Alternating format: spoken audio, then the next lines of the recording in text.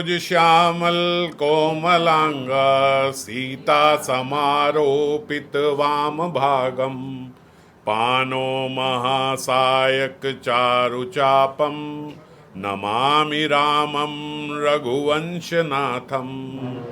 श्री गौरंगा नित्यानंद श्री अद्वैत चंद्र गदाधर श्रीवासादि गौर भक्त वृंद कृष्णाय वासुदेवाय हरये परमात्मने प्रणत क्लेश नाशाय गोविंदाय नमो नमः। तप्त कांचन गौरांगी राधे वृंदावनेश्वरी वृषभानुसुते देवी प्रणमामि हरिप्रिये। वाञ्छाकल्पतरुभ्यश्च कृपा सिन्धुभ्येव च पतितानां पावनेभ्यो वैष्णवेभ्यो नमो नमः। हरे कृष्णा कृष्णा कृष्णा हरे हरे हरे राम राम राम हरे हरे।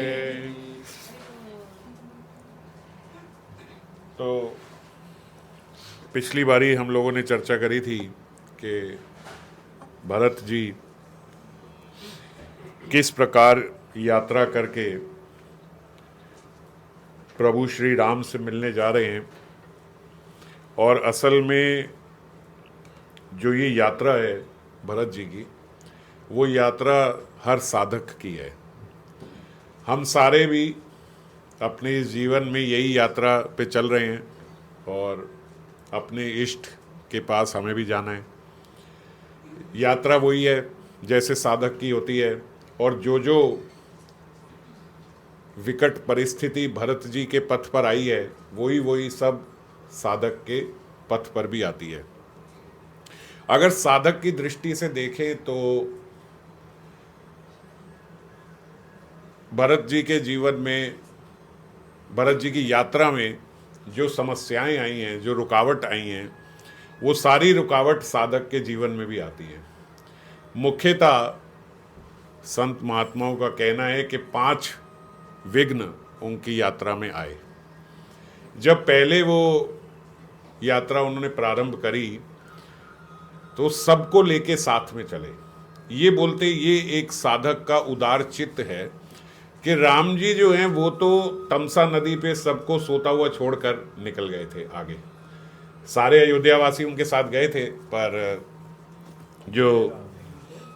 जब राम जी निकले तो रात्रि में ही सब अयोध्यावासी सोते रहे और वो बिल्कुल शांति से सुमित उनको बोल के सुमंत्र जी को, और धीरे धीरे रथ को लेके और घोड़ों को लेके वो निकल गए। पर यहाँ भरत जी जो हैं वो उन्होंने किसी को मना नहीं किया। उन्होंने कहा सब चलो, सारे चलो, किसी के लिए कोई मनाही नहीं है, जितने लोग चल सकते हैं सब चले। तो जब साधक जो है वो संग में सबके साथ चलता है, हम भी जिस भजन पथ पर चल रहे हैं सबके साथ चल रहे हैं, तो सबसे पहला विघ्न क्या आता है कि जैसे भरत जी चले तो वो बिना पादुका के, बिना रथ के नंगे पैर चलना चाहते थे, पर माताओं ने जैसे ही देखा, खास करके कौशल्या माता ने जब ये देखा तो कौशल्या माता ने वहीं उनको बोला कि आप ऐसे ना चलो, आप ऐसे चलोगे तो जितने अयोध्यावासी हैं वो सब कितने दुबले पतले हो रहे हैं विलय में पहले से ही, तो अगर आपके संग ऐसे ऐसे चलेंगे तो आधे तो पहुंच ही नहीं पाएंगे और पता नहीं कब पहुंच पाएंगे, तो इसीलिए आप रथ पे बैठ के चलो। तो ये विघ्न क्या है कि जब आप संग में सबके साथ चलते हैं तो सबसे पहला विघ्न ये आता है कि आपका अपना जो तप है, आपका अपना जो वैराग्य है वो प्रकट हो जाता है, वो सबके सामने आ जाता है। अगर अकेला व्यक्ति चल रहा है, अब राम जी चले गए तो भरत जी को अभी तक पता नहीं है, जब तक श्रृंगवेरपुर में नहीं पहुंचे तब तक उन्हें पता ही नहीं है वो किस प्रकार गए, कैसे गए, है ना। 2-3 लोग गए तो बड़े विरह से, बड़े विलग होके, और जैसा तप एक मुनि को करना चाहिए वैसे तप के साथ, वैसा साधन करते हुए वो गए।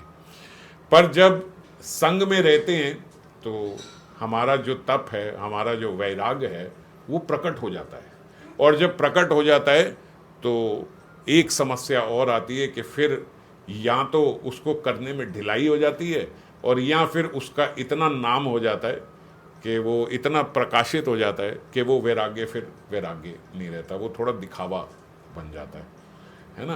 आपने थोड़ा सा आपने ऐसा प्रयास किया कि मैं दिन में एक बार प्रसाद पाके ही अपना जीवन व्यतीत करूँगा। अब माता जी ने बताया 4 लोगों को, भैया हमारे प्रभु जी तो बस दिन में एक बार प्रसाद पाते हैं, बस दिन में सब आपसे आके बस दिन में एक बार। 4 लोग आपको सलाह देंगे, देखो यही इसीलिए कमज़ोर हो रहे हो, आगे जाके भजन भी नहीं कर पाओगे, उससे भी रह जाओगे, क्या फ़ायदा, इससे अच्छा है खा पी के भजन करो। तो समझ गए। तो जो तप और वैराग्य ये आता है ना, जब व्यक्ति संग में होता है तो नहीं करता। तो भरत जी ने 5 जो विघ्न आए उन 5 विघ्नों को पार कर लिया। तो भरत जी की यात्रा से हमें ये सीखना है। पहला विघ्न उन्होंने कैसे पार किया, तो फिर उन्होंने क्या किया, सबको आगे निकाल दिया, शत्रुघ्न के सपूत करके सबको बोला सब आगे आगे चलो, और पीछे फिर वैसे ही नंगे पैर ही चले। सिर भर जाऊं उचित असमोरा, सबते सेवक धर्म कठोरा, ऐसा कह के वो फिर पीछे पैदल ही चले। तो ये पहला विघ्न भरत जी ने पार कर लिया। हम सब लोग यद्यपि उसमें फंस जाते हैं उसमें। फिर दूसरा जब वो चले तो आगे श्रृंगवेरपुर पहुंचे, तो वहाँ पे जो निषाद राज गु हैं उन्होंने उनको गलत समझा कि ये जरूर पहले माता ने इनकी वनवास दे दिया और पुत्र ने सोचा कि वहाँ जाके इन्हें ख़त्म ही कर दूँ, असहाय अवस्था में हैं दोनों भाई, ताकि मैं निष्कंटक राज्य कर सकूँ, ऐसा गलत भाव उनके भीतर आया। यद्यपि ये जो रुकावट आई, ये जो उनके जीवन में आया, एक समस्या आई, ये उन्होंने अपने आप से स्वतः ही पार हो गया। उन्होंने इसके लिए कोई ज़्यादा मेहनत नहीं करी भरत जी ने, पर ये जो आई ये उन्होंने पार कर ली, है ना। ये रुकावट उन्होंने पार तो कर ली, पर इसके लिए उन्होंने कुछ ज़्यादा एफर्ट नहीं किया। पर इसके लिए वैसा चरित्र होना बहुत ज़रूरी है। हमारे जीवन में भी क्या है कि जब हम भजन करना प्रारंभ करते हैं तो क्या होता है कि बाहर वाले सारे जो हैं वो हमें गलत समझना शुरू कर देते हैं। जितने भी लोग हैं वो सोचते हैं ये निकम्मा है, इसने कुछ नहीं करना, इसीलिए अपना घर में बैठ के एक माला लेके कोने पे पड़ा रहता है ना। तो बाकी सब लोग आप कहीं पे भी कुछ भी करोगे, उल्टा उल्टा बातें बोलेंगे, उल्टी बातें करेंगे। जो व्यक्ति बाहर जवाब नहीं देता उसको सब ज़्यादा बोलते हैं। तो व्यक्ति क्या सोचता है कि मैं जरा सी भक्ति क्या कर रहा हूँ, तो ये सोच रहा है कि मुझे पता नहीं है, और वो फिर बोलना शुरू कर देता है। फिर उल्ट पटांग जो उसका आचरण भक्तों वाला है वो अपने उस आचरण से हट जाता है। ऑफिस में हम देखते हैं कि क्या आचरण भक्त का होना चाहिए, लेकिन वही भक्त जब अपने ऑफिस में जाता है तो बिल्कुल अलग टोन हो जाती है, और उसके पास उसका जवाब भी रहता है कि प्रभु जी ये यहाँ चलता है भक्तों के बीच में, वहाँ नहीं। और फिर भक्तों के बीच में भी धीरे धीरे वही टोन भक्तों के बीच में भी आ जाती है, जब ज़्यादा फेमिलियरिटी हो जाती है। तो ये क्या हुआ, जो ये हमारे जीवन में एक आई रुकावट, जो एक समस्या आई, वो हम पार नहीं कर पाते, हम उसमें फंस जाते हैं। और भरत जी कैसे निकल गए इससे? भरत जी ऐसे निकल गए कि उनका व्यक्तित्व, उनका चरित्र जो है वो बोला, वो अपने चरित्र से हिलने वाले नहीं है। और सबसे बड़ी बात कि उनके भीतर अपने प्रभु श्री राम से मिलने की जो लालसा है, वो लालसा सब कुछ सबको बता देती है। तो हम भी अगर अपने जीवन के पथ पे हमारी एक ही लालसा रहे कि मुझे मेरे इष्ट के पास जाना है, मुझे मेरे प्रभु के पास जाना है, मुझे मेरे युगल के पास जाना है, मुझे मेरे गुरुदेव के चरणों में जाना है, उसके लिए कोई कुछ भी कहता रहे, मुझे उससे कोई फर्क नहीं पड़ता। मैं अपना आचरण नहीं बदलूंगा। जैसे मैं पीछे बता रहा था, एक भक्त थे, बहुत बड़े महात्मा थे, संत थे ब्रज में ही, वो अभी तो नहीं रहे, लेकिन उन्होंने गौ रक्षा के लिए बहुत बड़े बड़े आंदोलन किए और बड़ा कुछ किया। ऐसा भी किया कि जहाँ गायें मंडी में बिकती थी वहाँ जाके वो वहाँ से गायें खरीद लाते थे कि किसी को कटने के लिए मिले ही ना, और फिर छोड़ देते थे। तो सब लोगों को पता लगा कि भई ऐसा करते हैं, तो कुछ लोगों ने उन्हें मारने की साजिश करी, इन्हें रात को जाके मारा है। तो जिस वृक्ष के नीचे वो महात्मा बैठे थे, वो जब मारने लगे तो बोलते जैसे ही उनको कुल्हाड़ी से मारने लगे, प्रहार करने लगे, तो वृक्ष की टहनी आके उनके ऊपर गिर जाती और वो कुल्हाड़ी टहनी में लगती। फिर उनको दोबारा मारने लगते, फिर दूसरी टहनी आगे गिर जाती, फिर मारने लगते, तीसरी टहनी आगे। तो जिस वृक्ष के नीचे थे, बोलते कम से कम 20 टहनियां टूट के गिरी और उनको बचाया। यद्यपि थोड़ा तो खून वून उनका भी निकला, पर ऐसा कोई अंग भंग नहीं हुआ, कुछ नहीं हुआ। और कितनी जोर से प्रहार किया गया था मारने के लिए, पर ऐसा कुछ नहीं हुआ।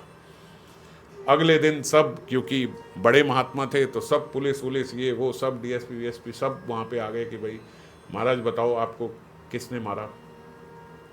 अब जब वो मार रहे थे और टहनियाँ ऊपर ऊपर गिरे जा रही थी, तो दिख तो रहा ही था कि ये लोग मार रहे हैं। और वो लोगों ने आगे खड़ा कर दिया कि बताओ किसने मारा ये सब। तो महाराज बोलते कुछ नहीं बोले। बहुत पूछा गया उनसे, कई प्रकार से पूछा, नहीं बोले। एक बार एक बड़ा अधिकारी पुलिस का आया, उन्होंने पूछा महाराज आप क्यों नहीं बताते कि किसने मारा है। बोलते ये सब ब्रजवासी हैं, मैं किसी ब्रजवासी के लिए गलत नहीं बोल सकता।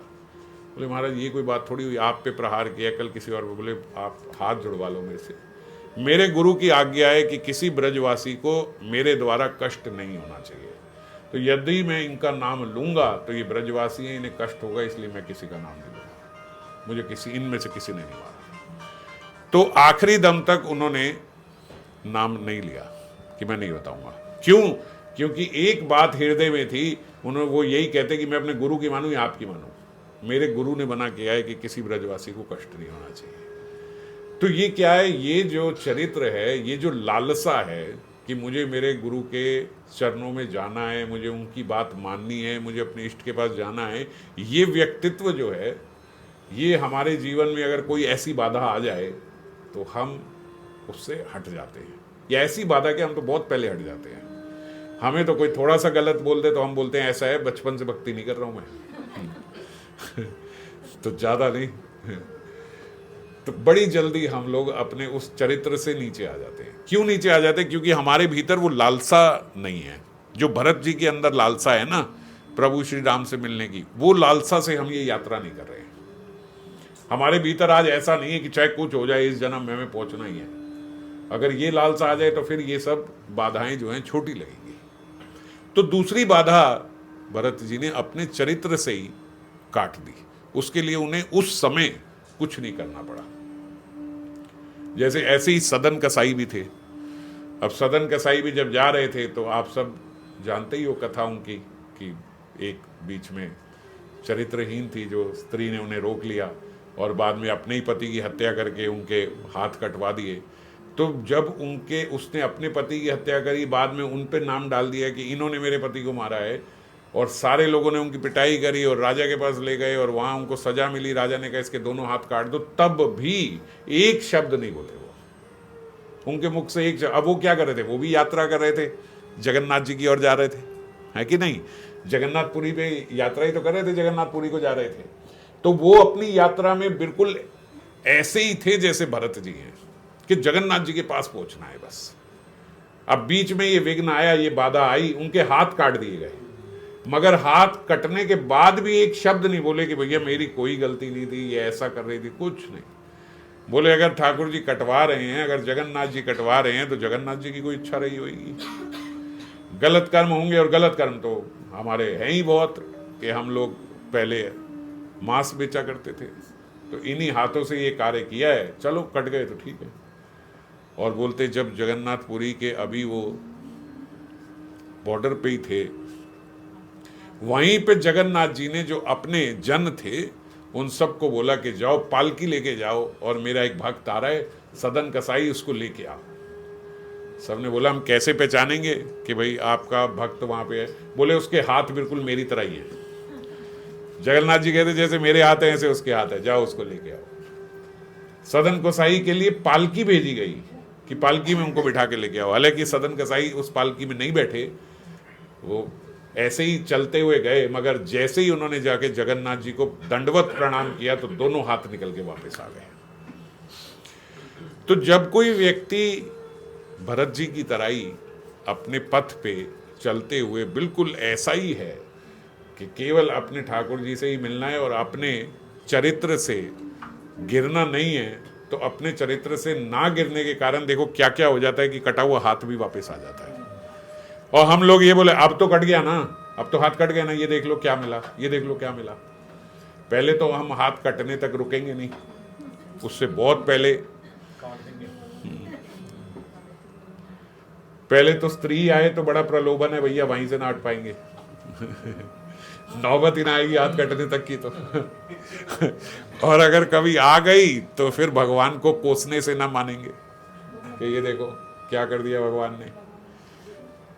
पर जो लोग बिल्कुल इसी भाव से चल रहे हैं, उनका फिर चरित्र जो है वो ही ठाकुर जी के पास मिलाता है, और उसी से प्रसन्न होकर जितना खोया है वो वापस आ जाता है, जितना खोया है।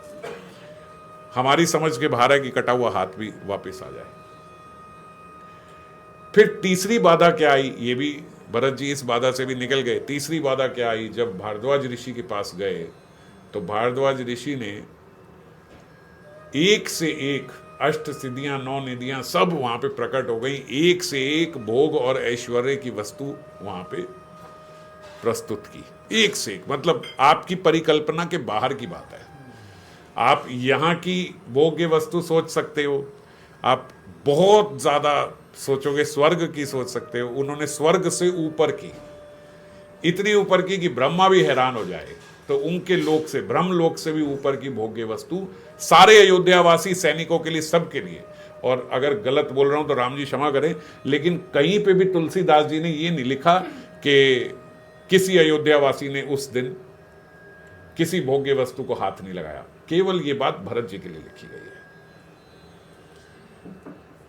यद्यपि उन्होंने ये भी नहीं लिखा कि ये सब भोग में लग गए, तो लेकिन उससे हटे तो नहीं रहे। हो सकता है मैं गलत बोल रहा हूं, लेकिन कहीं भी ऐसा तो नहीं लिखा कि भैया वो सब तो सब चाहे थके हुए थे, चाहे कैसे भी थे, चाहे भूखे थे, खाया पिया सो गए। लेकिन भरत जी केवल एक ऐसे जिनके लिए लिखा गया कि किसी भोग्य वस्तु के प्रति उनकी नजर भी नहीं गई। उन्हें तो वहां भी शाम को, रात को, पूरी रात्रि अपने सीताराम जी के दर्शन होते रहे और उन्हें पंखा झरते रहे। बल्कि भोग्य वस्तु पे तो क्या नजर जानी थी, और साधना बढ़ गई और स्मरण बढ़ गया भोग्य वस्तु को देख के। यही इस जगत में बोला जाता है, भौतिक जगत में, कि सारी जितनी भोग्य वस्तु हैं वो सारी हमारे इष्ट के लिए है, ये हमारे भोग के लिए नहीं है जितनी भोग्य वस्तु है। पर हम इस बात को कहां मानते हैं। तो ऐसे ही भक्त के जीवन में भी क्या होता है, थोड़ी अच्छी साधना चलती है तो सैलरी बढ़िया हो जाती है, व्यापार अच्छा हो जाता है, घर गाड़ी लेने की सुविधा मिल जाती है, और जब हमें वो मिलती है तो हम उन सुविधाओं में मग्न हो जाते हैं, और उन सुविधाओं में मग्न होकर हमारा भजन थोड़ा हल्का पड़ जाता है। सब कुछ हो गया, बढ़िया घर मिल गया, ये मिल गया, सब मिल गया, अब भजन साधन थोड़ा ढीला हो गया। हो जाता है कि नहीं हो जाता। तो ये तीसरी बाधा भी जो भक्त के जीवन में आती है वो भरत पार कर गए, पर हम लोग उसमें भी फंस जाते हैं। चौथा, फिर जब आगे चले तो हमने पढ़ा कि देवी देवता जो हैं वो रुष्ट हो गए, वो डर गए कि भैया भरत जी जो हैं अब ये काम हमारा बिगाड़ देंगे, सारी बनी बनाई हमारी गेम खत्म हो जाएगी। तो जब कहते हैं जब वो बिगड़ गए तो उसी समय जो हम बात कर रहे थे कि भैया ठंडी हवा चलने लग गई, वो ठंडी हवा खत्म, लू आ गई वापस। जो बादल ऊपर छाया दे रहे थे वो बादल निकल गए। क्यों? क्योंकि अब तो वो सब देवी देवता ही डर गए कि भैया ये तो गड़बड़ हो रही है। और जब ये सब बंद करके वो बृहस्पति जी के पास पहुंचे और बृहस्पति की डांट खाई, और फिर बृहस्पति ने उन्हें समझाया, उनके गुरु ने, ये आप क्या कर रहे हो, भरत से बैर कर रहे हो, प्रभु के जो भक्त हैं, जो इतने प्रिय भक्त हैं, उनसे बैर कर रहे हो, बहुत बहुत पछताओगे। असल में तो अब तुम्हारी बना बनाया प्लान जो है वो अब खराब हो रहा है, अब तुम्हारी योजना खराब हो रही है, ये जो तुम अब कर रहे हो। कभी ऐसा मत करना जीवन में, उनके किसी भक्त के साथ कभी ऐसा मत करना, प्रभु के सेवक के साथ कभी ये मत करना। तो तब उसमें आया, तुलसीदास जी ने ये तो नहीं लिखा कि उन्होंने बादल हटाए, ये सब कर दिया, मगर फिर उन्होंने लिखा फिर वापस वैसे ही बादल आ गए, शीतल हवा चलने लगी। तो जब फिर वापस आ गए तो इसका मतलब कुछ क्षण के लिए तो हटाई गई होगी। तो ऐसे ही साधक के जीवन में क्या बाधा आती है कि हम लोग देखते हैं सब कुछ सही चल रहा है, लेकिन अचानक से या तो कोई शारीरिक समस्या आ गई, कोई मानसिक समस्या आ गई, या फिर कोई पैसों की कमी पड़ गई, कुछ ऐसा हो गया, कुछ भी व्यवसाय कम हो गया, कुछ हो गया ऐसी, तो क्या होता है, ये जो ग्रहों से, नक्षत्र से, जिनको देवी देवता हम लोग बोलते हैं, वही ग्रह नक्षत्र हिल गए है ना। एस्ट्रोलॉजी तो है, ये ऐसा नहीं है कि नहीं है एस्ट्रोलॉजी, पर क्या है कि जो साधक है, जो साधक की भक्ति है, जो साधक नाम ले रहा है, जिसका स्वभाव ऐसा है कि बस हरि हैं, वही सब ठीक करेंगे, तो उसके सारे सितारे उसके भजन से ठीक हो जाते हैं। और यदि ऐसा नहीं है तो फिर कुछ भी कर ले, फिर देवता किसी ना किसी बात से रुष्ट ही रहते हैं। फिर कभी ये बिगड़ गया, कभी शनि बिगड़ गया, कभी ये खराब हो गया, कभी वो खराब हो गया, कभी बृहस्पति खराब। कोई ऐसा तो है नहीं 9 के 9 ग्रह सारे आपके फेवर में रहेंगे, ऐसा तो कभी नहीं हो सकता। तो कोई ना कोई तो ग्रह खराब रहेगा, पर भजन करने से सारे सारे अनुकूल हो जाते हैं। तो ये जो चौथी बाधा आई, ये भी भरत जी ने पार कर ली अपने व्यक्तित्व से, अपने स्वभाव से। फिर पांचवी और आखिरी बाधा क्या आई कि लक्ष्मण जी को उन पे शक हो गया कि ये गलत कर रहे हैं, और उन्होंने भी अपना तीर और धनुष निकाल लिए।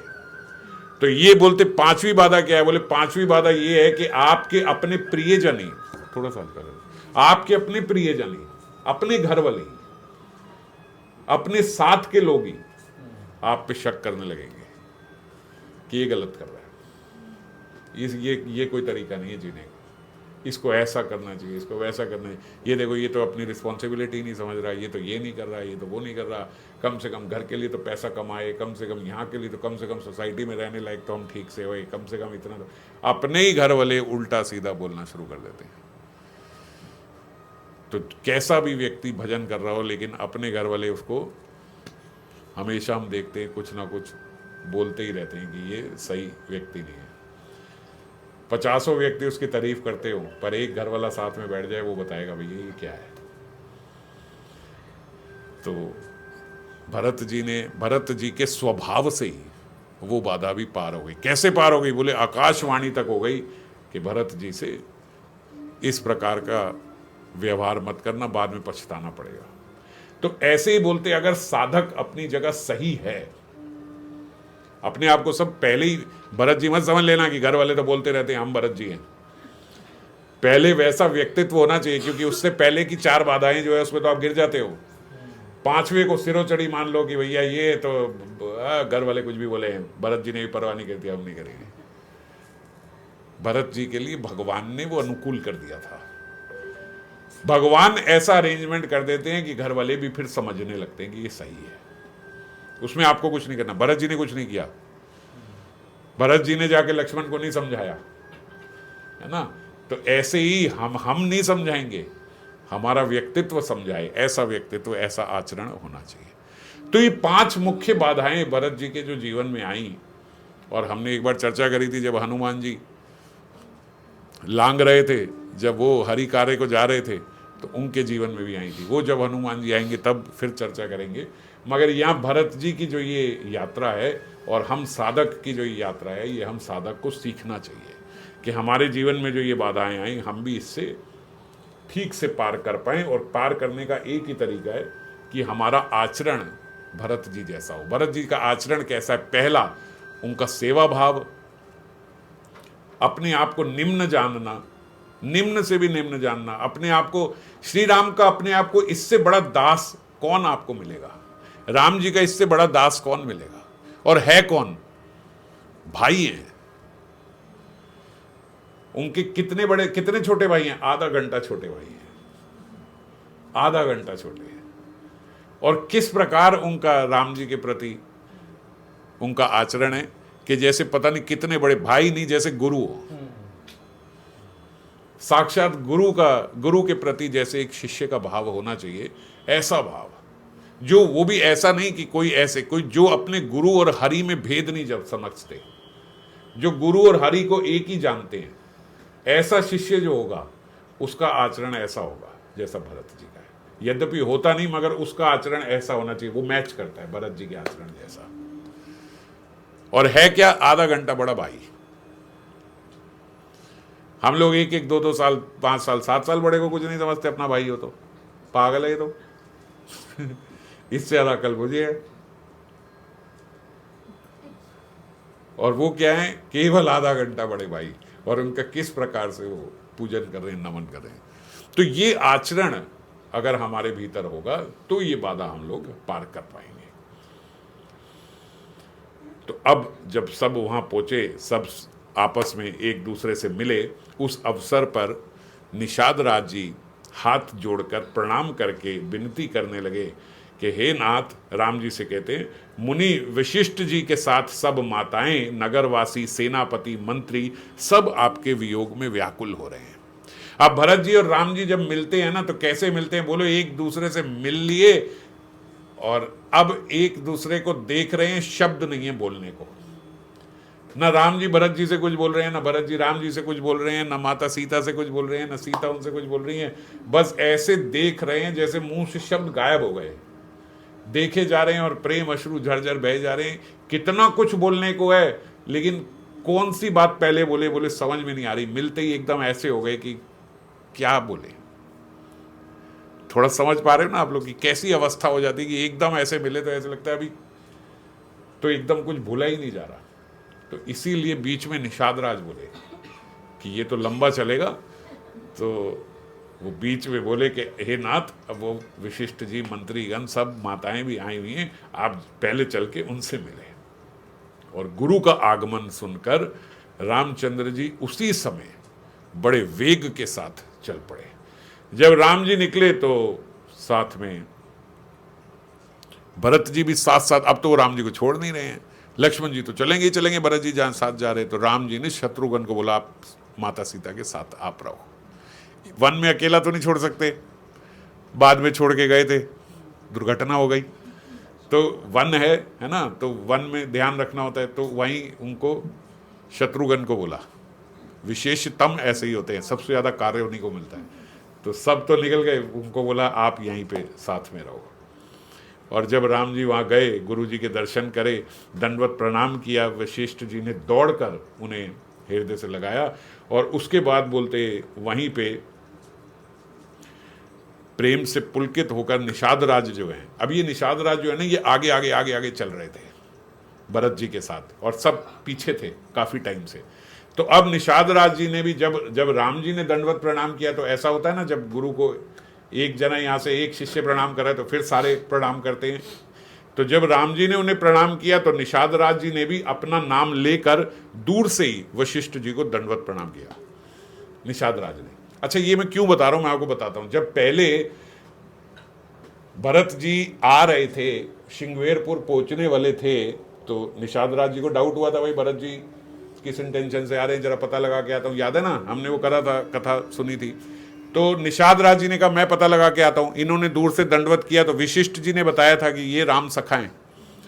और भरत जी तुरंत उसी समय उछलकर उन्होंने रथ त्यागा और भरत जी से मिलने गए, उनसे निषाद राज से मिलने गए। जब वो निषाद राज से मिले, उससे पहले जब निषाद दंडवत कर रहे थे तो दंडवत वशिष्ठ जी को ही कर रहे थे। वशिष्ठ जी ने उन्हें आशीर्वाद दिया, भरत को बताया कि ये जो दंडवत कर रहा है ये राम सखा है। भरत जी कूद के गए रथ से और उन्होंने जाके निषाद को गले लगा लिया। जो ही गले लगाया तो देवताओं ने फूल बरसाए कि भैया वो निषाद जिसको जो अस्पर्शी है उसको इस प्रकार गले लगा रहे हैं। तो वशिष्ठ जी मन में सोच रहे हैं कि यार आज गुरु गुड़ और चेला शक्कर हो गया। बताया तो इसे हमने कि राम प्रिय है ये, और राम प्रिय के साथ किस प्रकार का बर्ताव होना चाहिए, वाकई में ये भरत हमें सिखा रहा है।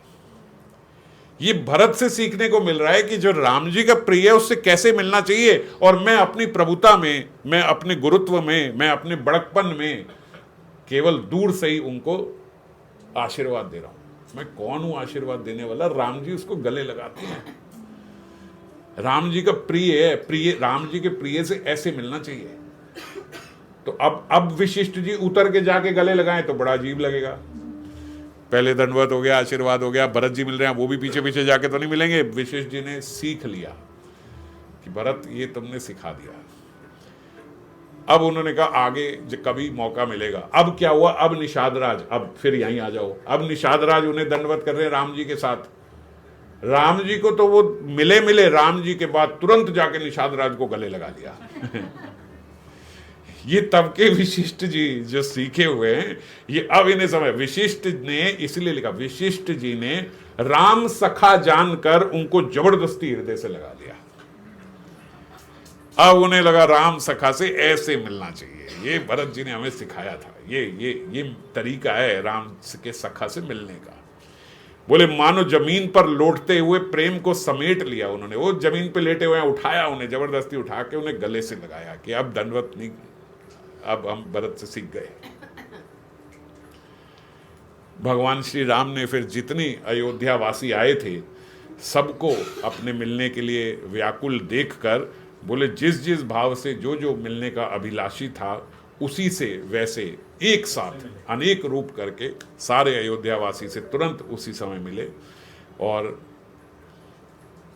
लक्ष्मण जी भी वैसे ही राम जी के साथ जैसे जिस जिसका भाव था उससे मिले। सबका संताप एक क्षण में ही दूर हो गया। इतने सारे अयोध्यावासी आए हैं हजारों में, एक एक से मिलने लगते भैया कई दिन बीत जाते हैं।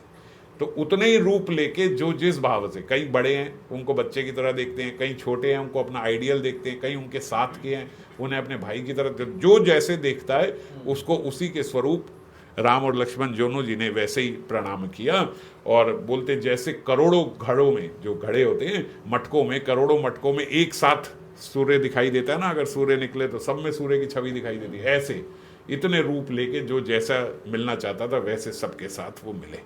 और सारी माताओं को रामचंद्र जी ने देखा कि सब माताएं मलिन मुख से खड़ी हैं, दुखी हैं सारी माताएं, पर अभी जान नहीं पा रहे हैं कि क्या दुख है। शायद वियोग का ही दुख हो, दुर्घटना तो लगी सारी माओं को ही कि अचानक से ऐसे राम लक्ष्मण सीता जी निकल गए। तो सबसे पहले सर्वप्रथम राम जी कैकेयी माता से जाके मिले और कैकेयी माता से मिलके उनके चरणों में गिरकर काल कर्म और विधाता के सिर दोष मढ़कर श्री राम जी ने उनको सांत्वना दी। माता आपका दोष नहीं है, कहीं ऐसा मत सोचना कि आपसे कोई दोष हुआ है, आपसे कोई गलती हुई है, ये तो काल की यही नीति है, यही कर्म हैं, ये हमारे ही ऐसे कर्म हैं जो ऐसा सब कह के और विधाता के सिर डालकर कि जो विधाता चाहते हैं वैसा ही सब हो जाता है, उस समय वैसा ही बुद्धि हो जाती है, वैसे ही मति होती है, ऐसा करके राम जी ने उन्हें सांत्वना दी।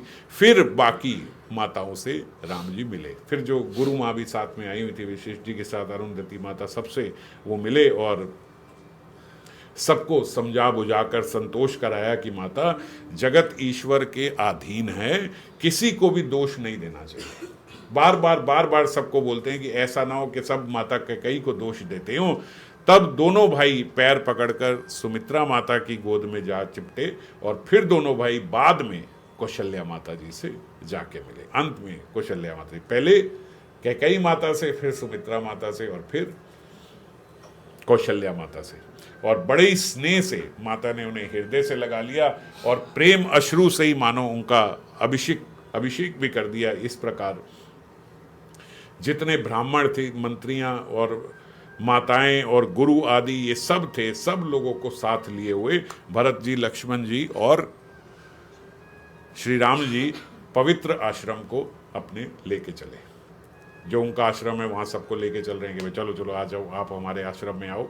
सीता जी आकर वशिष्ठ जी के चरणों में लगी, अरुंधति जी से मिली और सारी अपनी जो उनकी सास आई हुई हैं, तीनों सास उनकी हैं, सीता जी उनसे मिलती हैं और उनको सहमा हुआ देखकर सीता जी भी उनको देखकर सहम गई। क्यों सहम गई? क्योंकि सारी माताओं का मुख मलिन लग रहा है। सब ये जान नहीं पा रहे कि ऐसा क्या हुआ है, क्योंकि ऐसा कोई सोचना नहीं चाहता कि क्या हुआ है ऐसा। लेकिन बोलते सीता जी ने तो उन्हें देखकर जैसे अपनी आंखें ही मूंद ली कि ये मैं देखना नहीं चाहती, ये कैसा इनका सब मलिन मुख हो रहा है। और बोलते सासुओं की बुरी दशा देखकर मन में सोचने लगी कि विधाता ने ये क्या कर डाला, क्या हो गया ऐसा। और जैसा ये सोच रही हैं ऐसा ही वो भी सीता जी की ओर देखकर कि जिस प्रकार से वो वहाँ रह रही हैं वैसा देखकर सोचा कि हे देव, ये सब क्या सीता को सहना पड़ रहा है और क्या आज हमारी दशा है कि हमें ये अपनी आंखों, कहाँ राजमहल में कैसी सुकुमारी किशोरी जी और किस अवस्था में यहाँ पे रह रही हैं, ये हमें क्या आज देखना पड़ रहा है। सीता जी सबके पैरों में लग लग कर अत्यंत प्रेम से मिल रही हैं और स्नेहवश सब अपने हृदय से उन्हें चले जाकर उन्हें आशीर्वाद दे रही हैं। तदंतर वशिष्ठ जी ने राजा दशरथ जी के स्वर्गवास की बात अब सबको बतानी प्रारंभ करी कि भाई आप जो ये माताओं को देख रहे हो, क्योंकि वस्त्रों से पता लग जाता है, कोई आभूषण नहीं कुछ नहीं और सफ़ेद वस्त्र हैं, तो आप जो ये देख रहे हो। तो राम जी बड़े सकुचा कर बोले कि गुरुदेव क्या हुआ, मुझे बहुत शंका हो रही है। तो बोले जो जैसा आप सोच रहे हो वो आपकी शंका सही है। सुनकर रघुनाथ जी बोलते बहुत दुस्सह दुख में चले गए उस समय के लिए और अत्यंत व्याकुल हो गए कि ये कैसे हो गया। सारी बात समझाई बताई। सुनकर लक्ष्मण जी, सीता जी और सब रानियां बोले वहाँ इतना विलाप करने लगे। राम जी भी रोने लगे, बहुत रोए राम जी, लक्ष्मण जी, सीता जी खूब रोए। उनको देखकर सारी रानियां रोई और बोलते उनको सबको रोता देखकर ऐसा प्रतीत हो रहा था कि मानो अब जब वो रोए तो सारे अयोध्यावासी, सारे मंत्री सब रोने लगे। जब राम जी इस प्रकार से रो रहे तो इतना माहौल ऐसा हो गया कि सबको लगा जैसे राजा आज यहीं अभी मरे हैं, पहले नहीं अभी अभी मरे। इतने व्याकुल और दुख का माहौल हो गया। उस दिन श्री राम जी ने निर्जला उपवास किया। उसके बाद उन्होंने फिर कुछ पाया नहीं, निर्जल ही रहे, क्योंकि कुछ अंत्येष्टि की क्रियाएं फिर उन्होंने भगवान श्री राम से भी करवाई वशिष्ठ जी ने। 2 दिन तक वो सारी क्रियाएं चली। उसके बाद श्री राम जी बड़ी प्रीति के साथ गुरु जी से बोले कि हे नाथ, सब लोग यहाँ मुझे अत्यंत दुखी दिख रहे हैं, आप सब लोग दुखी हो रहे हो, क्योंकि अयोध्यावासी वहाँ आके एक ग्राम भी नहीं है, जंगल है, तो आप वन में रह रहे हो, कोई ठीक से व्यवस्था नहीं। हालांकि व्यवस्था कर दी थी, निषाद राज के जो सारे भील आए थे वो सब साथ साथ चल रहे थे, जिन्होंने नाव की अरेंजमेंट करी, सब करी उन्होंने। यहाँ सबके जहाँ रुक रहे हैं वहाँ सबके रहने का अरेंजमेंट जो है वो निषाद राज घू के सारे साथ वाले कर रहे हैं। तब भी राम जी कह रहे हैं कि आप सब यहाँ अत्यंत दुखी हो रहे हो, कंद मूल फल और जल का ही आहार आप लोग यहाँ पे कर रहे हो। अब ये सब खाने के थोड़े आदी हैं अयोध्यावासी में बोले अयोध्या में तो बिल्कुल स्वर्ग की तरह विलास वैभव है, तो वो सारे यहाँ आके किस प्रकार कंद मूल खा रहे हैं। और शत्रुघ्न और भरत भी देखो, मंत्रियों को देखो, सब माताओं को देखकर मुझे राम जी बोलते एक एक को देखकर ऐसा लग रहा है जैसे एक एक पल युग के समान बीत रहा है।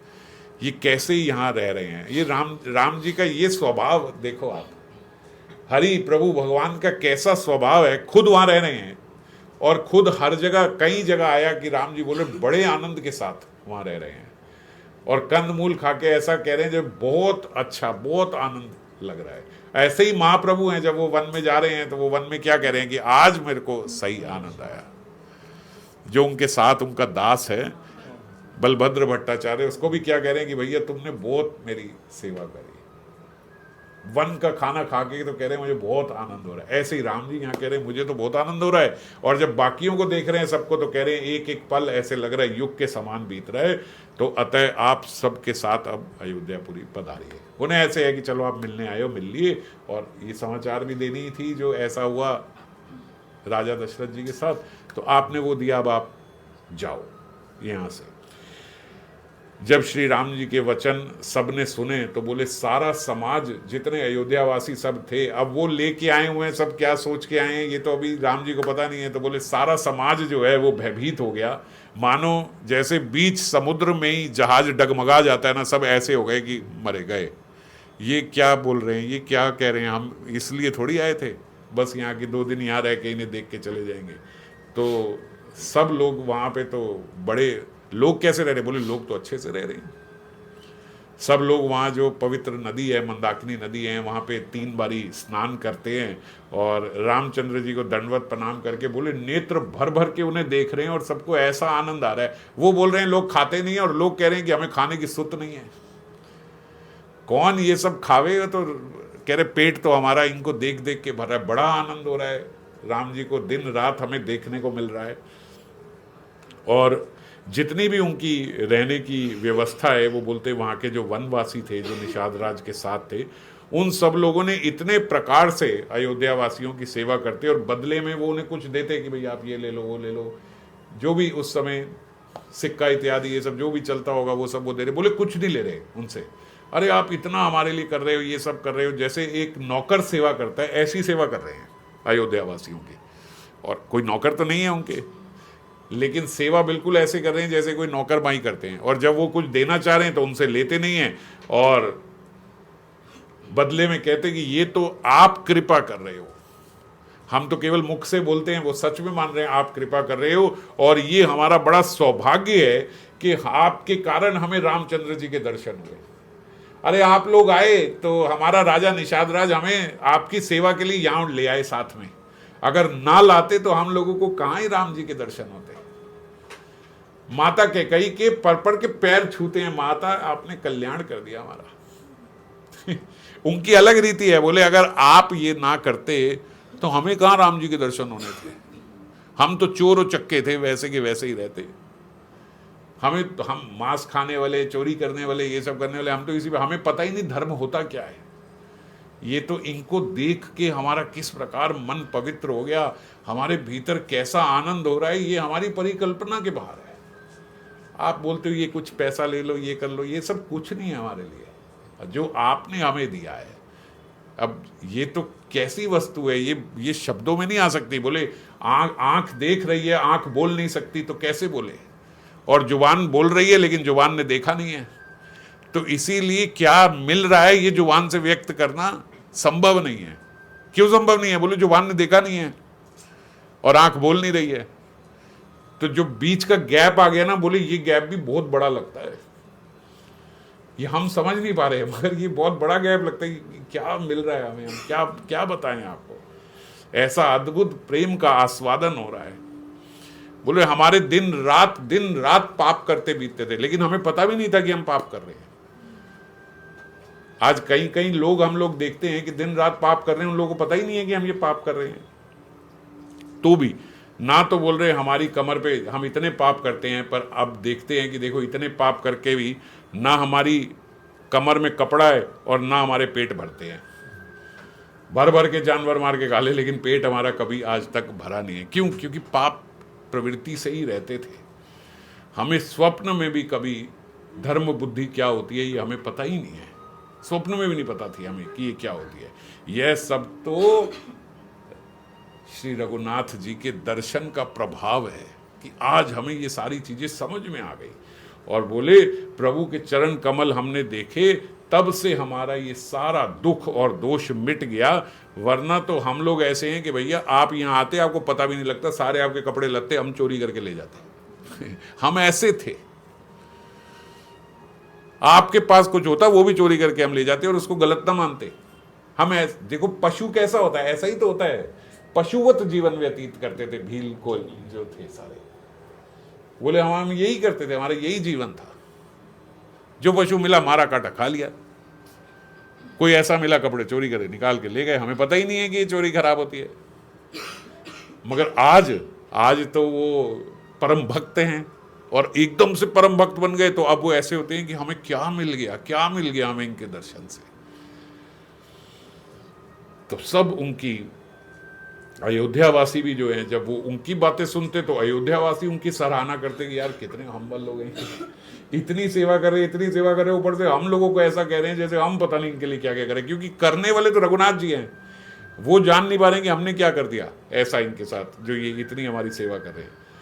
तो सब लोग दिनों दिन बोल रहे हैं, असल में दिनों दिन जितने दिन वहां रह रहे हैं वो तो परम आनंदित हो रहे हैं अयोध्यावासी। वो कैसे घूम रहे हैं ना, जैसे हम लोग कहीं वेकेशन पे जाते हैं, वो जंगल में घूमने के लिए निकल रहे हैं, इधर जा रहे हैं उधर जा रहे हैं, वन देख रहे हैं, ये देख रहे हैं। और सारे जितने वहाँ के कोल भील हैं वो सब उनकी ऐसे सेवा कर रहे हैं जैसे राजा ही आ गया हो वहाँ पे। सब अयोध्यावासी भी, तो अयोध्यावासी वन में चारों ओर विचर रहे हैं और बड़ा आनंद हो रहा है उन्हें। और वापस आ रहे हैं तो राम जी के ऐसे खुले दर्शन हो रहे हैं, कोई बाधा ही नहीं है।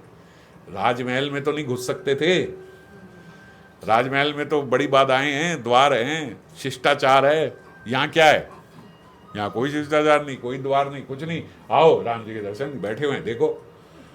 तो सब लोग ऐसे आनंदित हो रहे हैं कि तो आनंद हो गया तो यही रख लो, हमें और क्या चाहिए। जितने अयोध्यावासी सारे पुरुष और स्त्री हैं, बोले प्रेम से अत्यंत मग्न हो रहे हैं, उनको तो आनंद हो रहा है कि क्या मिल गया हमें। उनके बोले दिन जो हैं वो पल के समान बीतते हैं। राम जी कह रहे हैं एक एक पल मेरा जो है वर्ष के समान बीत रहे हैं, इनको देख के कि बेचारे क्या खा रहे हैं, और वो कह रहे हैं हमारा तो एक एक दिन ऐसे पल की तरह निकल जाता है, हमें पता ही नहीं लग रहा कहाँ जा रहे हैं दिन, इतना आनंद हो रहा है। जितनी जो माताएं हैं, जो सीता जी की सास हैं, उतने सीता जी बोलते वेश बनाकर सारी माताओं की सेवा कर रही हैं। तीनों माताओं के कक्ष में एक ही समय पर सीता माता तीनों माताओं के कक्ष में तीनों की सेवा कर रही है। माता कैकेयी को लग रहा है कि सब छोड़ के सीता तुम मेरे ही चरण दाब रही हो, मेरे। कैकेयी माता बोलती है और कहीं चली जाओ, तुम मेरे ही दाब रही हो। कौशल्या माता कहती है तुम मेरी इतनी सेवा कर रही हो। और बोलते तीन रूप लेके माता सीता जो है तीनों के कक्ष में, यहां यूं कह लो कि तीनों की इतनी सेवा कर रही है कि ऐसे लग रहा है कि तीनों को ऐसे लगता है कि हर क्षण हमारे साथ ही है। और बोले ये केवल राम जी जान रहे हैं, और कोई जान भी नहीं पा रहा है ये बात कि कैसे वो इतने रूप लेके वो सेवा कर रही हैं। सीता जी समेत जो राम लक्ष्मण, उनके सरल स्वभाव देखकर रानी कैकेयी जो है वो भर पेट पछता रही है, बहुत पछता रही है कि ये मेरे से क्या हो गया, हे विधाता ये क्या हो गया। ये पृथ्वी तथा यमराज से याचना कर रही हैं, पृथ्वी माता से याचना कर रही हैं कि धरती बीच से फट क्यों नहीं जाती, मैं उसमें समा क्यों नहीं जाती, क्या कर दिया मैंने। अब जब आंख खुल रही है तो आंख खुल रही तो अब समझ में नहीं आ रहा है कि ये मैं कैसे कर सकती हूँ, कैसे ये हो सकता है। दिन रात बोले वो पछताती रहती हैं, जलती रहती हैं, और सच में प्रार्थना करती हैं पृथ्वी से कि माँ फट जाओ और मुझे इसमें समा जाओ। यमराज की स्तुति कर रही हैं कि हे विधाता मुझे मौत दे दे, मैं ये देख ही नहीं पा रही, एक एक क्षण मेरे लिए भारी हो रहा है। जो जिनको मैं वनवास दे रही हूँ वो मेरी इतनी सेवा कर रही हैं। सीता जी जिनके लिए मैं बलकल वस्त्र लेके आ गई थी कि यही पहन के जाएगी ये और जल्दी से यहां से निकले, और वो दिन रात मेरी सेवा ही कर रही है। और राम सबको राम कहता फिरता है कि ये मेरी माता है, ये मेरी जननी है। मैंने आपसे पहले भी निवेदन किया होगा कि तुलसीदास जी ने लिखा है हर जगह राम जी कहते माता कैकेयी मेरी जननी है। और जननी तो वो होती है जिसने जन्म दिया है, जननी तो कौशल्या है। पर यद्यपि कौशल्या जननी है, लेकिन माता कैकेयी को ही जननी बोलते हैं, और बोलते माता कैकेयी ने ही अपने वक्षों से दुग्ध पान कराया है राम जी को, इसीलिए वो उन्हीं को अपनी जननी बोलते हैं और अभी भी बोलते हैं। और माता कैकेयी इसीलिए बहुत पछता रही है। लोकहु वेद विदित कवि कही, राम विमुख थलु नरक न लई। लोक और वेद में ये प्रसिद्ध है, और ज्ञानी भी ये बात कहते हैं कि जो राम जी से विमुख है उन्हें नरक की भी ठौर नहीं मिलती। जो राम जी से विमुख है वो तो नरकों से भी नीचे जाके गिरता है, नरक में भी रुक नहीं पाता, उससे भी नीचे चला जाता है। राम विमुख थलु नरक न लाई। और यही माता कैकेयी की इस समय दशा हो रही है कि मैं राम विमुख हो गई। राम विमुख, नरक से भी नीचे क्या होता है कि जीव के पास सब कुछ है पर मन शांत नहीं है, वो तड़पे जा रहा है, तड़पे जा रहा है, तड़पे जा रहा है। क्या क्या फायदा सब कुछ होने का। अगर मन से ही व्यक्ति दुखी हो गया तो क्या फायदा सब कुछ होने का। और ऐसे ही माता कैकेयी अब इतना मन से तड़प रही हैं कि वो कोई ठह नहीं ला पा रही कि मैं कहाँ कैसे अपने आप को समझाऊं। और वैसे ही भरत जी प्रेम में इतना विभोर है, बोले उनको ना रात को नींद आती है और ना दिन में भूख लगती है। सब अयोध्यावासी देखो अब मग्न है, सब प्रेम में आनंद में मौज ले रहे हैं, राम जी के दर्शन कर रहे हैं, सब कुछ हो रहा है। लेकिन भरत जी दिन रात अब भी यही चिंतित हैं कि वो बात तो हो ही नहीं रही है। मैं अभी तक भी बता तो पाया नहीं हूं भैया को कि मैं आपके लिए सारी राज्य अभिषेक की सामग्री लेके आया हूं और अब आपको चल के राज्य करना है। भरत जी सोचते हैं कि श्री रामचंद्र जी का जो राज तिलक किस प्रकार होगा, मुझे कोई उपाय नहीं सूझने पड़ रहा, कैसे कैसे करेंगे, कोई उपाय मेरे दिमाग में ही नहीं आ रहा, मैं कैसे कब क्या बोलूं। फिर सोचते हैं गुरु जी की आज्ञा मानकर तो अवश्य ही अयोध्या लौट जाएंगे, गुरु जी यदि बोले तो। पर फिर उनके दिमाग में आता है परंतु गुरुदेव ने, मुनि वशिष्ठ ने तो राम जी की रुचि देखे बिना और उनकी आज्ञा जाने बिना तो वो कहेंगे नहीं। क्यों? वशिष्ठ जी का राम जी के प्रति ऐसा भाव है कि जब तक राम जी की इच्छा नहीं होगी जाने की तब तक वशिष्ठ जी भी नहीं बोलेंगे। उनकी नीति के आगे वो भी कुछ नहीं बोल पड़ेंगे। भैया 4 नीति की बातें सुनाएंगे और वशिष्ठ जी वहीं चुप रह जाएंगे। हाँ, राम जी सही कह रहे हैं, है तो ऐसे ही। रोक सकते होते तो पहले रोक लेते, बोले लेकिन वशिष्ठ जी चाहें, गुरु हैं, बोले चलो तो चलना पड़ेगा, पर बोले गुरु बोले ऐसा बोलेंगे नहीं, वो उनकी बातों में रह जाएंगे। माता कौशल्या के कहने पे भी रघुनाथ जी लौट सकते हैं। यदि माता अपना मातृत्व दिखाए कि चलो चलना पड़ेगा, तुम मेरे पुत्र हो, पर माता क्या कभी हट करेगी? माता कौशल्या का ऐसा स्वभाव ही नहीं है कि वो हट करे। उन्होंने तो मुझे भी कहा कि वो तो सही कर रहा है, तो माता कौशल्या से भी मैं ऐसी उम्मीद नहीं कर सकता। और अपने लिए सोचते हैं मैं तो सेवक हूं, फिर मेरी तो बात ही कितनी है। जब वशिष्ठ जी की नहीं चलेगी, माता कौशल्या की नहीं चलेगी, तो मैं क्या मुंह लेके जाके उन्हें बोलूं? और मेरे कहने से तो कहां चलेंगे, मैं तो एक सेवक ही हूं। उसमें भी भरत जी कह रहे उसमें भी मेरा अभी समय खराब चल रहा है। समय तो खराब चल रहा है ना, उनके अनुकूल थोड़ी हो रहा है सब कुछ। भरत जी के तो प्रतिकूल ही हो रहा है सब कुछ जब से आए। तो वो ऐसा कह रहे हैं कि एक तो मैं सेवक, मेरी वैसे नहीं चलनी, और दूसरा मेरा टाइम भी खराब चल रहा है। अभी मैं तो क्या ही बोलूंगा इन्हें। यदि मैं हट करता हूं तो घोर कुकर्म और अधर्म भी होगा। क्यों? क्योंकि मैं सेवक हूं। जो हट करऊं ता निपट कुकर्मू, हरगिरी ते गुरु सेवक धर्म। ये सेवक का धर्म शिव जी का पर्वत कैलाश है ना, उससे भी ज्यादा भारी है। ये वही चौपाई फिर से, सप्ते सेवक धर्म कठोरा, उसी के समान यहां पे बोल रहे हैं हर गिरी ते गुरु सेवक धर्म। हर यानी शिव जी, गिरी मानी जो उनका कैलाश है, हर गिरी जो शिव जी का कैलाश है, ते गुरु, गुरु मतलब भारी, हर गुरु ते गुरु सेवक धर्म, उससे भी भारी है ये सेवक धर्म। मैं क्या करूं? मैं जानता हूं कि कुछ गलत तो नहीं बोल रहा हूं, अपने स्वामी के हित के लिए ही बोल रहा हूं, अपने स्वामी का कल्याण सोच के ही बोल रहा हूं, पर तब भी सेवक हूं, हट नहीं कर सकता, जिद नहीं कर सकता उनके सामने। और जिद करूंगा तो ये कुकर्म माना जाएगा कि अपने स्वामी के सामने जुबान लड़ा रहा है, झूठ जिद कर रहा है।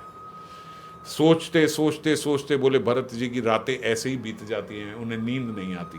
भरत जी एक दिन प्रातः काल श्री रामचंद्र जी को सिर निवार कर बैठे ही थे कि आज थोड़ा इस विषय में कुछ चर्चा छेड़ूंगा, कुछ बोलूंगा, कुछ भैया के हृदय में क्या है वो जानने का प्रयास करूंगा। बोले ये सब सोच के रात भर पूरा एक प्लान बना के अभी आके बैठे ही थे कि ऋषि वशिष्ठ जी ने उनको बुलावा भेजा कि इधर आओ भरत जी। तो जब ब्राह्मणगण आए, उनको बुलाया, भरत जी गुरु के चरण कमलों में प्रणाम करके वहां बैठ गए। वहां देखते हैं कि सारे ब्राह्मण, महाजन, मंत्री आदि सभी आकर वहां पे बैठे हुए हैं और मंत्रणा चल रही है। वशिष्ठ जी भी यही मंत्रणा कर रहे हैं कि भैया हम आए किस कार्य से है, यहाँ कोई वेकेशन पे तो आए नहीं है मौज मेला करने। जो कार्य के आए हैं वो कार्य की सिद्धि कैसे होगी, राम जी को कैसे लेके जाएंगे, वो भी यही मंत्रणा कर रहे हैं। और श्रेष्ठ मुनि वशिष्ठ जी समय उचित वचन उस समय बोले। समय उचित मतलब जो उपयुक्त, उस समय जो रिक्वायर्ड है वो बोले कि हे सुजान भरत सुनो, श्री रामचंद्र जी धर्म धुरंधर हैं और स्वतंत्र भगवान ही हैं, समझ लो। धर्म धुरंधर मतलब एकदम धर्म के पथ पर ही चलने वाले हैं। वे सत्य प्रतिज्ञ भी हैं और गुरु, पिता और माता के वचनों के अनुसार चलने वाले हैं। वो हिलेंगे नहीं क्योंकि उन्होंने अपने पिताजी को वचन दे दिया है और सत्य प्रतिज्ञ हैं। तो हम कुछ भी करके उन्हें समझाएं तो वो नीति के विरुद्ध होगा। श्री राम जी की आज्ञा और रुख रखने में ही हम सबका हित होगा, ये वशिष्ठ जी कह रहे हैं। भाई जो वो कह रहे हैं वही करने में अब हम सबका हित होगा। अब क्या कर सकते हैं, क्योंकि वो कह रहे हैं देखो मुझे ऐसा है कि मैं जानता हूं वो स्वतंत्र भगवान भी हैं, उन्हीं की आज्ञा से तो देवी देवता चल रहे हैं, तो हम क्या हैं जो उनको हिला पाए।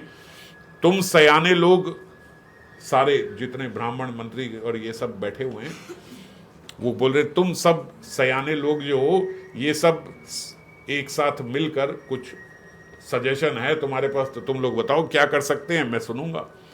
राम जी का राज्य अभिषेक सबके लिए सुखदायक है, मेरे लिए भी बहुत सुखदायक है, वशिष्ठ जी कह रहे हैं। पर रघुनाथ जी अयोध्या किस प्रकार चलें, क्या उपाय किया जाए, ये आप सब मिलकर डिसाइड करो। मेरी बुद्धि से तो मैं नहीं समझ पा रहा कि उन्हें कैसे लेके जाएंगे। अब मुनि वशिष्ठ जी ने जब ये बात कही, भरत जी ने उनकी आदरपूर्वक सारी बात सुनी, पर उनके आगे किसी को कोई भी उत्तर नहीं सूझ रहा। जब वशिष्ठ जी कह रहे हैं कि भाई सर्वश्रेष्ठ गुरु वही हैं, वो कह रहे हैं, तो और बाकी ब्राह्मण गुरुजन जो बैठे वो क्या बोलेंगे, सब क्या बोले, मंत्री क्या बोल पाएंगे, क्या कोई कह सकता है। तो जब वशिष्ठ जी ने कहा कि मेरे को तो कुछ नहीं सूझ रहा, आप लोग बताओ क्या बताओ, तब बोलते भरत जो है वो सिर निवाकर और हाथ जोड़कर बोले कि सूर्य वंश में बहुत से राजा हुए हैं, पर सभी के पिता, और सभी के पिता माता भी हैं, सबने यहाँ जन्म लिया है तो सबके माता पिता तो हैं ही, और सब शुभ अशुभ कर्मों का फल भी विधाता सबको देते ही हैं। आपकी गुरुदेव आशीष एक ऐसी है जो दुखों का दमन करके समस्त कल्याणों को प्रदान करती है। गुरु वशिष्ठ से कह रहे हैं, आप युगों युगों से हो, कितने राजा आए सब हुए, और आप ऐसे हो कि आप सारों के दुखों को खत्म करने वाले हो, सबका कल्याण करने वाले हो। हे स्वामी, आप ही हो जिन्होंने विधाता के विधान को भी रोक दिया। कितनी बार ऐसा हुआ, कितने संकट आने को थे मगर आपने नहीं आने दिया, आपने रोक दिए, और आपने जो एक बार निश्चय कर लिया उसे कोई फिर टाल नहीं सका है। आज तक जो आपने बोला है, चाहे मेरे पिता दशरथ ही क्यों ना, उन्होंने कभी आपकी बात टाली नहीं है, कोई आपकी बात टाल नहीं सकता, जो आप बोलते हो वही होता है। और अब आप मेरे से उपाय पूछ रहे हो, आप पूछ रहे हो कि भरत तू बता कि क्या उपाय है, तो बोलते इससे बड़ा मेरा अभाग्य नहीं हो सकता, इससे बड़ा मेरा दुर्भाग्य नहीं हो सकता। ये मेरा दुर्भाग्य है कि मेरे सामने वशिष्ठ जी भी आज ये बोल रहे हैं कि मैं कुछ नहीं कर पाऊंगा, अब तुम बताओ। भरत जी के बोले ऐसे प्रेममय वचनों को सुनकर गुरु जी के हृदय में और प्रेम उमड़ आया। अब वशिष्ठ जी बोलते हैं, ध्यान से सुनना, वशिष्ठ जी कह रहे हैं, सकुचाऊं तात कहत एक बाता। भरत, मैं एक बात बोल तो सकता हूं, पर बोलते हुए सकुचाता हूं, मैं सकुचा रहा हूं। अरद तजही बुद्ध सर्वस जाता। क्या कि बोलते, जब एक आदमी को पता हो ना कि भैया पूरा ही जा रहा है मेरे हाथ से, तो वो कुछ करके आधा रोकने में भी अपना लाभ मानता है। जैसे व्यक्ति को पता लगे भाई मेरी उंगली में बहुत बड़ा घाव हो गया है, इन्फेक्शन हो गया है, डॉक्टर बोलता है ये उंगली कटवा दो। भाई उंगली थोड़ी कटवा दूंगा अपनी, बोले नहीं कटवाओगे हाथ कटवाना पड़ेगा। हाथ, बोले नहीं तो मर जाओगे, फैल जाएगा सेप्टिक। तो व्यक्ति बड़ी खुशी से कहता है चलो उंगली काटो। ये वो गुरु बोल रहे हैं यहाँ पे, वो कह रहे हैं अरद तजही बुद्ध सर्वस्व जाता। बुद्धिमान व्यक्ति जो है जब सर्वस्व जाता हुआ देखता है कि भाई मरी जाऊंगा, तो वो क्या करता है, वो आधे की रक्षा के लिए आधा त्याग देता है कि चल ठीक है तू उंगली काट, बाकी पूरा तो बच जाएगा, है कि नहीं। तो ये वो बोल रहे हैं सकुचाऊं तात कहते एक बात है, एक ऐसी बात है लेकिन कहते हुए मैं सकुचा रहा हूं। भरत जी हाथ जोड़कर सर नीचे करके, गुरुदेव बोलो इसमें सकुचाने की कोई ऐसा उपाय हो कि राम जी का राज्य अभिषेक हो सके, मैं सब करने को तैयार हूं। तो बोलते तुम कानन गवनहू दो भाई, फेरी अही लखन सिया रघुराई। तो फिर एक काम करो कि तुम दोनों भाई भरत और शत्रुघ्न वन को रह जाओ, यहीं वन में रह जाओ, और लक्ष्मण सीता और रामचंद्र जी को हम लौटा के चलते हैं। मैं ये प्रस्ताव हम रख लेते हैं कि भैया, या तुम ही ये प्रस्ताव रख लो कि भैया अगर किसी को रहना ही है ना, अगर किसी एक को रहना ही है, तो मैं और शत्रुघ्न यहाँ रह जाएंगे, वो वनवास हम ले लेंगे। पिताजी के वाक्य है ना, पिताजी का वचन है कि वनवास होना चाहिए, तो वो वनवास हम दोनों को दे दो, हम दोनों भाई वनवास में रह जाए, और आप और लक्ष्मण और सीता जी अयोध्या को चले जाओ। और बोलते ये वचन सुनकर दोनों भाई ऐसे हर्षित हो गए, उनके सारे अंग प्रेमानंद से परिपूर्ण हो गए। केवल खुश नहीं हो रहे हैं, बोले इतना परमानंद हो गया कि रोंगटे खड़े हो गए प्रसन्नता से, बड़े खुश हो गए कि आह क्या आपने बात बोली। उनके मन कहते ऐसे प्रसन्न हो गए कि शरीर से तेज सुशोभित हो गया, एकदम शरीर ऐसा खुश हो गया, जैसे मुंह लाल हो जाता है ना किसी का खुशी में, बोलते हैं ना चेहरा देख के पता लग जाता है व्यक्ति कितना खुश हो गया, ऐसे खुश हो गए। मानो राजा दशरथ जी बोले, ऐसा लगा उन्हें कि मानो दशरथ जी उठ खड़े हो, कि दशरथ जी आ गए और उन्होंने रामचंद्र जी को राजा बना ही दिया हो। इतने प्रसन्न हो गए कि क्या, क्योंकि उन्हें लगा वशिष्ठ जी ने अगर ये उपाय दिया है तो ये तो मान लेंगे राम जी, ये तो गुरुदेव ने उपाय दिया है, और ये तो ऐसा भी नहीं है कि भाई सारा जीरो कर रहे हैं, ठीक है उसकी जगह हम दोनों रह जाएंगे। पर जो माताएं हैं, बोले माताओं का दुख वैसे का वैसे ही है। वो बोल रही भैया दो भाई जाएंगे तो ये दो भाई रह जाएंगे, तो हमारे लिए तो ये कोई सुख की बात नहीं है। ये सोच के माताएं जो हैं वो अभी भी फिर रोने लगी कि कोई ऐसा उपाय तो ऐसा होना चाहिए था कि सब चले। अब गुरु ने ऐसा उपाय दिया कि हमारे 2 पुत्र दिए और 2 पुत्र ले लिए, तो माताएं तो अभी भी रो रही हैं कि बस यही है, मतलब दैट्स द लास्ट कॉम्प्रोमाइज, यही हो सकता है बस, कि ये तो कोई बढ़िया फैसला नहीं हुआ। पर भरत जी कहने लगे, गुरुदेव ये बात आप भी रखना कि 14 वर्ष की तो कोई अवधि नहीं है, मैं जन्म भर तक भी अगर रहना पड़े तो मैं वनवास करूंगा, और मेरे लिए इससे बढ़कर कोई सुख नहीं होगा कि राम लक्ष्मण सीता जी अभी आपके साथ वापस अयोध्या को लौट जाएं। मैं रहूंगा 14 वर्ष नहीं, मैं जीवन भर भी रह लूंगा। ये कोई बात नहीं है कि मेरे ये कहें कि 14, बोले अगर आपको 14 और आप कहो कि इन्हें रहना है तो इन्हें ज्यादा, बोले हम पूरा जीवन रहेंगे, आप उनको लौटा कर ले जाना। और यदि आप ये सत्य कह रहे हैं तो हे नाथ अपने वचनों के अनुसार व्यवस्था कीजिए। गुरुजी को बोल रहे हैं, अब आप सच बोल रहे हो ना, ये तो बस इसके हिसाब से अब सब अरेंजमेंट करो और चलो, बस हो गया डन, इसमें क्या सब कुछ आने वाली बात थी। भरत जी के वचन सुनकर, उनका प्रेम देखकर, बोले सारी सभा सहित मुनि वशिष्ठ भी विधेय हो गए। विधेय हमने पिछली बार चर्चा करी थी, विधेय हो गए मतलब अपने सुध बुध भूल गए, इतने प्रेम में विभोर हो गए उन्हें पता ही नहीं लग रहा कि इस समय में कौन से देह में हो, बिल्कुल विधेय हो गए। भरत जी की बड़ाई बोलते और कौन करेगा, तलैया की सीपी में भी कहीं समुद्र समा सकता है, जो छोटी सी सिप्पी होती है बोले उसमें भी कहीं समुद्र समा सकता है, पर भरत जी के अंदर इतना प्रेम समाया है कि कोई जान नहीं सकता। मुनि वशिष्ठ जी समाज सहित रामचंद्र जी के पास गए। अब पहले तो भरत जी गए थे राम जी के पास, अब मुनि वशिष्ठ जी जो हैं ये सारे लोगों को लेके, भरत जी को लेके सब राम जी के पास गए। ये तो गए हुए थे ना भरत जी को वहां से उठाया था, बुलाया था, ये बात रखी थी कि भाई ऐसा कर लें, तो वो तो सकुचा रहे थे, और यहाँ देखा भरत जी तो परम आनंद में, भरत जी ने ऐसा ही करो। तो अब गुरुदेव स्वयं गए राम जी के पास। श्रेष्ठ मुनि बोले, हे सर्वज्ञ, हे सुजान राम, सुनिए मेरी बात सुनो। पुरजन जननी भरत हित होई सो कही उपाय। आप सबके हृदय के भीतर बसते हैं ये, जिसमें माताओं का भी हित हो, जिसमें अयोध्या वासियों का भी हित हो, और जिसमें भरत का भी हित हो, ऐसा कोई उपाय कीजिए। राम जी को कह रहे हैं ऐसा उपाय कोई होना चाहिए जिसमें सबका हित हो। तो दुखी जो हैं, बोल रहे जो लोग बहुत दुखी हैं, वो लोग कभी विचार कर नहीं कहते, वो लोग सोच के नहीं बोलते जो भी बोलते हैं। जो आदमी दुखी है वो तो कुछ भी बोलता है। जुआरी जो अपना सारा कुछ बोलते, अपना एक दाव में हार चुका है, उसको कुछ नहीं सूझता, उसको बस अपना दाव ही सूझता है जो वो हार गया है। उस समय उसको कोई और बात नहीं सूझ रही, जो वो हार गया उसको लगता है बस ये मुझे मिल जाए। मुनि के जब ऐसे वचन अचानक से गुरुदेव आए और ये सब बोलने लगे, तो राम जी कहते, हे नाथ उपाय तो सब आपके हाथ में, आप मुझसे क्या उपाय मांग रहे हैं, जो आप कहेंगे वही होगा। बोले आपकी, रामचंद्र जी कहते आपकी आज्ञा पालन करने में तो हम सबका हित है। हे गोसाई, आप जिसको जैसा कहेंगे वह सब तरीके से आप ही की आज्ञा पालन करेगा। आप हमारे गुरुदेव हैं, आप हम सबके गुरु हैं, आप ये सब इस तरीके से क्यों बोल रहे हैं कि मैं ऐसा उपाय करूं, ये करूं, वो करूं। जो आप बोलोगे वो होगा, और जो आप जिसको बोलोगे वो वैसा ही करेगा। मुनि वशिष्ठ जी उनकी बात ये सुन के कहने लगे, मैं यही कह रहा हूं राम, ये तो तुमने सच कहा, पर भरत के प्रेम ने विचार को रहने नहीं दिया।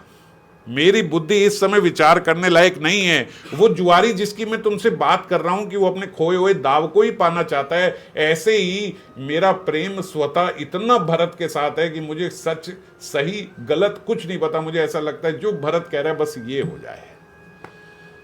भरत का जो दुस्सह दुख है ये मेरे हृदय को इतना स्पर्श करता है कि मुझे किसी और का दुख दिखता नहीं, मुझे लगता है बस भरत का दुख मिट जाए, जो भरत बोले वही सही है।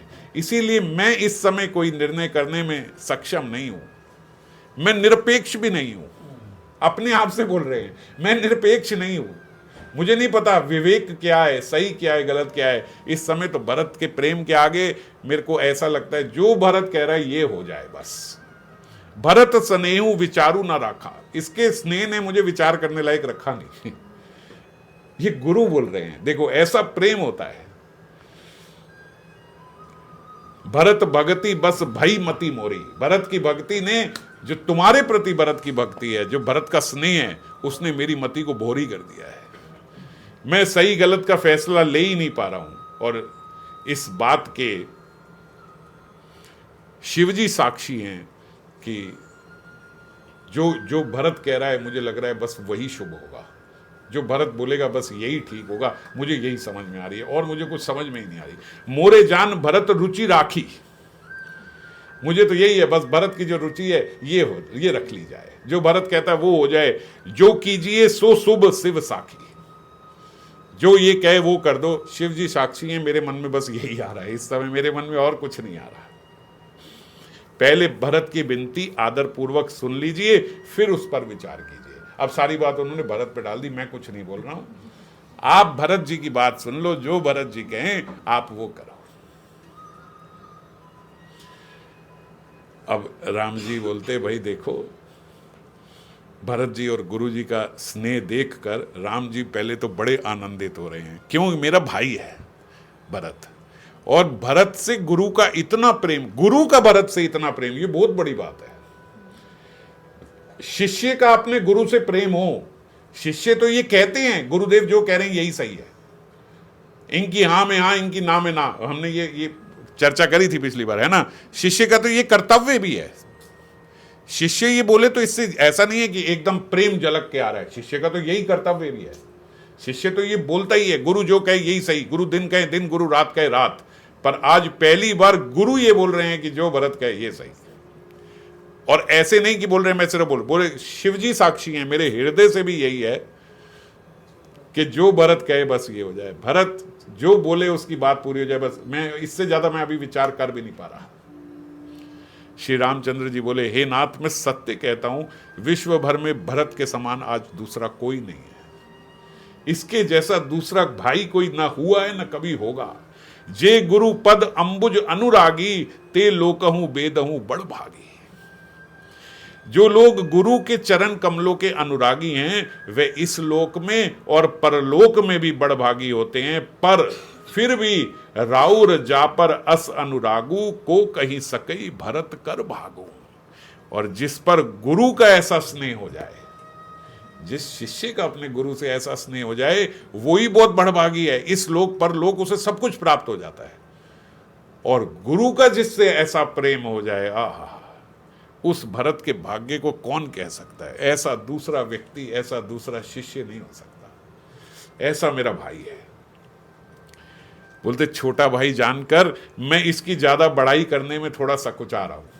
मेरा ऐसा होता है ना, बहुत अपने निकट का हो तो उसकी ज्यादा तारीफ नहीं की जाती, उसके मुंह पे ज्यादा बोला नहीं जाता। जो अपने ही घर का हो, अपना इतना प्रिय भाई है, हम बाहर वाले की तो इतनी तारीफ कर लेते हैं, उसकी करी नहीं जाती है, तो इतना अपना है, थोड़ी संकोच होता है। तो बोल रहे मेरा छोटा भाई है, इसलिए मैं थोड़ा सकुचाता हूं इसके मुंह पे इतना कहने को।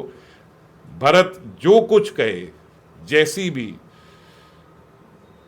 भी इसकी इच्छा हो, मेरी भलाई वही करने में है। ऐसा कहकर श्रीनाथ जी चुप हो गए। जो भरत बोले आज मैं वही करूंगा, जैसा ये कहेगा। तब मुनि जो है, विशिष्ट मुनि, वो भरत जी से बोले, हे तात, अब सब संकोच त्याग कर अपने प्यारे भाई से अपने हृदय की बात कहो।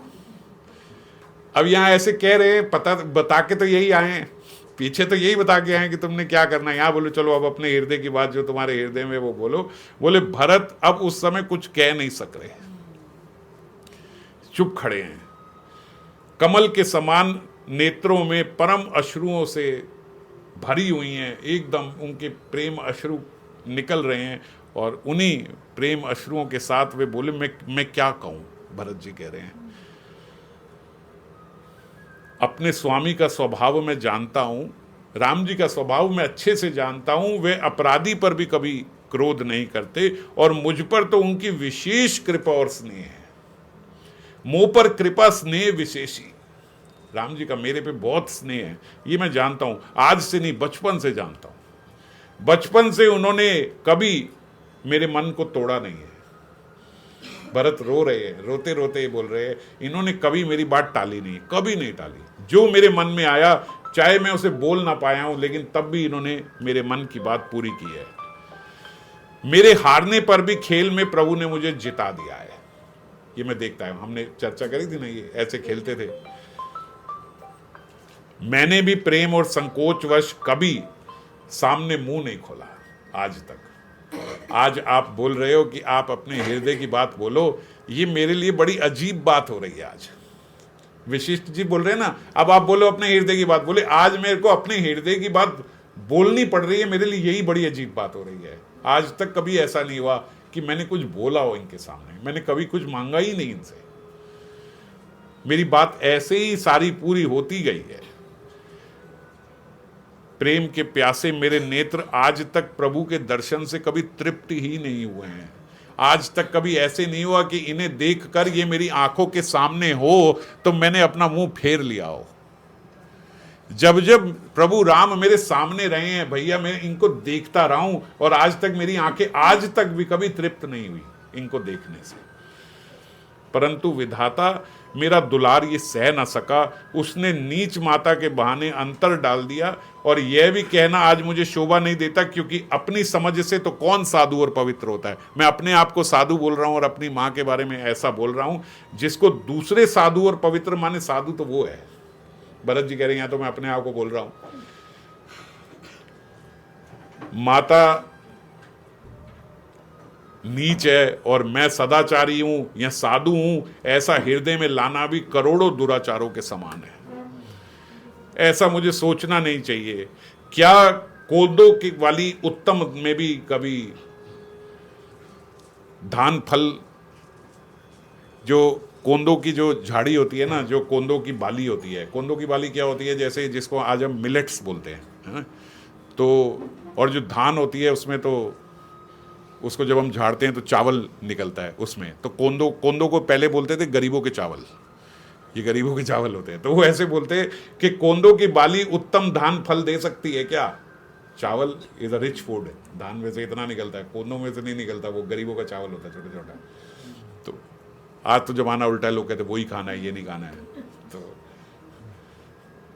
तो वो ये यहाँ उदाहरण दे रहे हैं कि क्या काली घोंगी से भी मोती कभी उत्पन्न होता है क्या? या कभी जिस प्रकार हम कहते हैं कि या कटीली झाड़ियों से भी कभी कोई सुगंधित फूल उत्पन्न होता है क्या? तो जैसे कैक्टस में हम कहें कि कभी फूल लग जाता है क्या? तो कह रहे ऐसा नहीं है, ऐसा नहीं हो सकता। तो इसीलिए ये मेरे अभाग्य ही अथाह समुद्र है। मेरा जो दुर्भाग्य है ना, वही समुद्र के समान है। मैंने अपने पापों का ही परिणाम समझे बिना ही माता को कटु वचन कह दिए। एक्चुअली तो ये मेरे पापों का ही परिणाम है जो मेरे सामने आ रहा है। मैं बेफालतू में अपनी माता को दोष देता रहा और उल्टा बोलता रहा। मैं अपने हृदय में सब और खोज कर हार गया हूं। मेरे भीतर कोई अच्छाई नहीं है। मैंने बहुत सोच, भरत जी देखो बहुत सोच तो रहे हैं इस समय, जब से निकले तब से यही अपने बारे में सोचे जा रहे हैं। वो कह रहे हैं मैं बहुत अपने बारे में देखा सोचा और अब मैं हार गया हूं कि मेरे अंदर कोई अच्छाई नहीं है। अगर मेरे पास कुछ अच्छा है तो वो ये हैं कि मेरे गुरु महाराज सर्व समर्थ हैं और श्री सीता राम जी मेरे स्वामी हैं। बस अगर मेरे जीवन में कुछ अच्छा है तो यही अच्छा है। और मेरे जीवन में मेरे पास कुछ अच्छा नहीं है अंदर बाहर। ये भी जो मैं बोल रहा हूं, ये प्रेम है, ये प्रपंच है, झूठ है, ये सच है, ये तो अंतर्यामी है, रघुनाथ जी यही जाने। ये हृदय में बैठे हैं मुनि विशिष्ट जी भी और राम जी भी, ये जानते होंगे कि मैं अभी भी जो बोल रहा हूं ये सच बोल रहा हूं या ये भी प्रपंच ही चल रहा है मेरा, मैं अपने आप से नहीं जान पा रहा।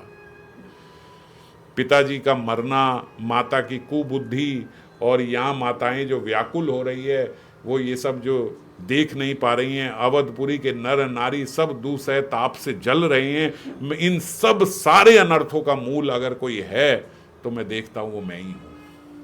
यदि मैं ना होता तो ये सब ना होता। ये सब मेरे कारण ही ये सब कुछ हो रहा है।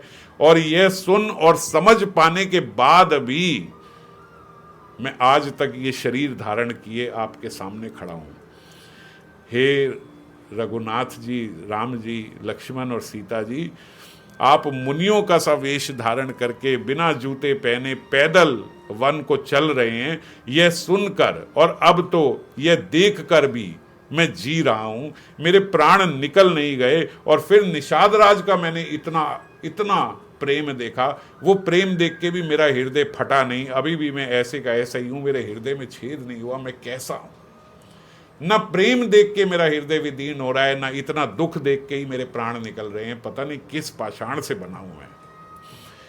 अब यहां आकर अपनी आंखों से मैंने देख भी लिया। पहले तो आपका सिर्फ सुना था, इसलिए प्राण धारण कर पा रहा होगा भरत, पर अब तो देख भी लिया आपका कैसा वेश है। आज भी आप किस वेश में और मैं किस वेश में आपके समक्ष खड़ा हुआ हूं, और ये देखकर भी देखो मेरी बेशर्मी की, मैं ऐसे ही खड़ा हुआ हूं और ऐसे ही रह रहा हूं। जबकि यद्यपि केवल वेश ही है, लेकिन खान पीन ये वो सब उनका बिल्कुल वैसा ही हो गया। नंगे पैर चल रहे हैं, कोई कुछ धारण नहीं कर रहे हैं, कुछ खा नहीं रहे हैं, कुछ पी नहीं रहे हैं, लेकिन तब भी अपने को ही दोषी मान रहे हैं भरत जी।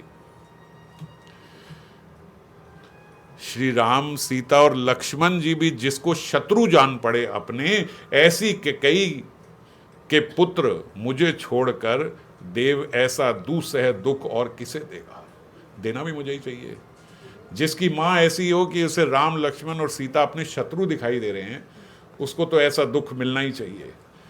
भरत जी कई बार ऐसा बोलते हैं, मुझे ऐसा लगता है जैसे नर्क में जो यातना शरीर होता है ना, वो यातना शरीर मुझे मिला हुआ है कि सब देखता रहेगा, दुख सहता रहेगा, मगर मरेगा नहीं। भरत जी की ये श्रेष्ठ वाणी सुनकर सब लोग फिर शोक में गिर गए। सारी सभा में उस समय विषाद छा गया। असल में आए तो सब बड़े एक्साइटमेंट से थे कि आप भरत जी प्रस्ताव रखेंगे, मगर उनका ये दुख देखकर फिर सारे विषाद में रह गए। और तब श्री रघुनंदन जी, श्री राम जी फिर बोले, हे तात, तुम अपने हृदय में ये व्यर्थ की ग्लानि रख रहे हो।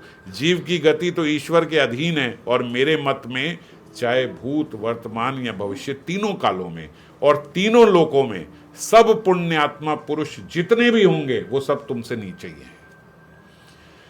इस समय भरत, अगर मैं देख पा रहा हूं तो ना भूत, ना भविष्य और ना वर्तमान, ना पृथ्वी में, ना ऊपर के लोकों में और ना ही नीचे के लोकों में कोई ऐसा नहीं है जो तुम्हारी बराबरी कर सके।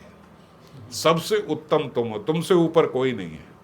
और तुम पर कुटिलता का आरोप करने से यह और परलोक दोनों नष्ट हो जाएगा।